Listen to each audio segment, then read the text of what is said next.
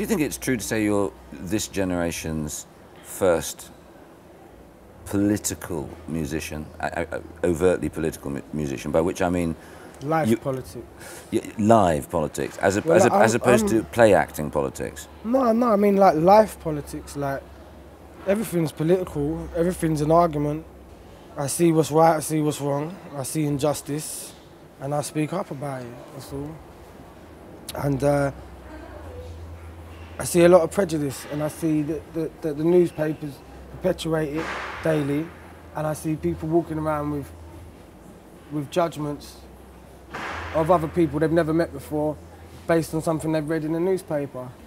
And I just want to say to people to wake up and don't ever forget you have a mind of your own, because the minute you do, those newspapers will give you theirs, you know? Mm-hmm. Like ever since I was a kid at school, I was seeing stuff I didn't agree with, and I was seeing the bullshit that people was allowing themselves to kind of fall for, and I thought, people aren't stupid, they just need to be enlightened. You just need to show them that they're being fooled, that, you know what I mean, that they're being manipulated by newspapers, and then they'll be more conscious of it. Yeah. And so I think this last record, like the Ill Manners song, that's kind of where I've been coming from. I wasn't trying to just attack David Cameron. I'm not trying to start a war with David Cameron. I'm just trying to say that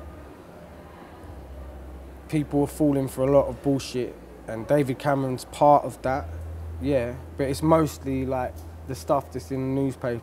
Like almost every line in the song of Ill Manners is just regurgitated bullshit that I read in the newspaper.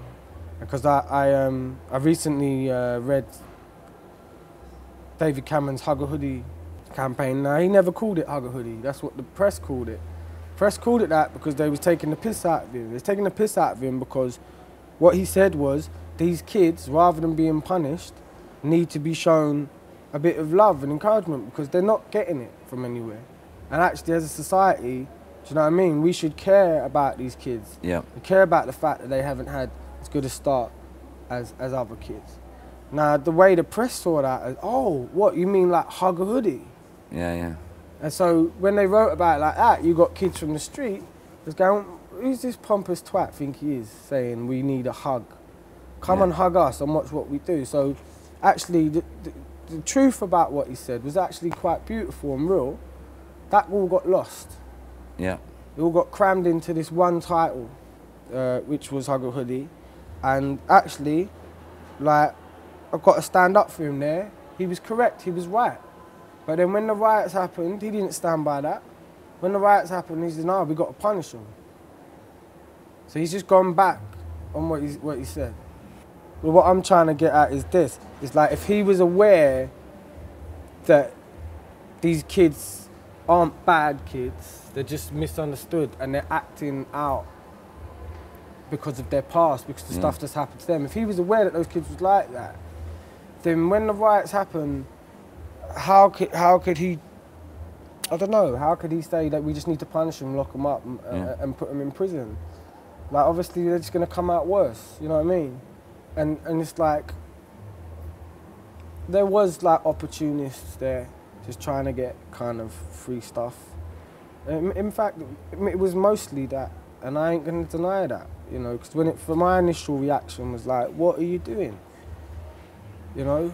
I mean, I couldn't believe it, because I thought, there's so many people out there, like there's teachers at the school, at Tonmarsh and that are really working hard to try and change these kids' lives and also change the way that society looks at these kids and stuff, you know. And at the time, I'm like, you've just made life 10 times harder for yourselves by doing this. But then, in hindsight, when I had time to reflect and I look back at it, I thought, nah, this was the problem at boiling point. Right, yeah. You know, this is the problem out of control, because no one listened to David Cameron and his speech, and he never acted upon his speech, and he never tried to do the things he said needed doing. And this is what happens, David.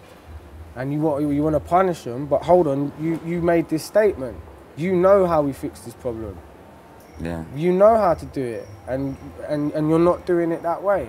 Lacking the courage of conviction. Yeah, so for me it's like politics. For me, I don't really want to mess with politics. I don't want to mess with red tape and all that. I don't want to mess with anything that stops me from doing the job the way it needs to be done. And that's just, you know, pure like time. Just put time into these kids. Put time into changing the way they think about life. Ben. And how they value stuff, you know. You are a very good man, do you know that? Thank you. And I find you very moving. Thank you very much. Thank you very much. Cheers. Very good. Have a really great gig and Will do. a warm You gonna welcome come down, yeah? Of course I am. God, I wouldn't miss it for the world.